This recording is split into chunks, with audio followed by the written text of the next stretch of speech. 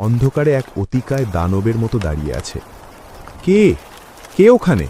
অন্ধকার বারান্দা থেকেই একটি লণ্ঠন হাতে বেরিয়ে এলেন এক বৃদ্ধ, গায়ের চামড়া কুচকানো, চোখের মণি দুটো ঘোলাটে। আমি রামশলন, এই বাড়ির কেয়ারটেকার।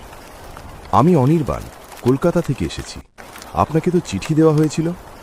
রামশরণ মাথা নাড়লেন। হ্যাঁ বাবু, জানি, কিন্তু এত রাতে না এলেই পারতেন। এই জায়গাটা ভালো নয়। আমি হাসলাম। কেন, ভূত আছে নাকি? রামশরণ কোনো উত্তর দিলেন না, শুধু লণ্ঠনটা উঁচিয়ে বললেন, আসুন, আপনার ঘর দোতলায় তৈরি আছে। তারপর আমি আর কেয়ারটেকার ঘরের দিকে রওনা দিলাম।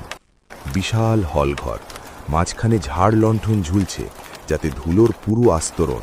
কাঠের সিঁড়ি দিয়ে ওঠার সময় প্রতিটি ধাপে অদ্ভুত শব্দ হচ্ছিল।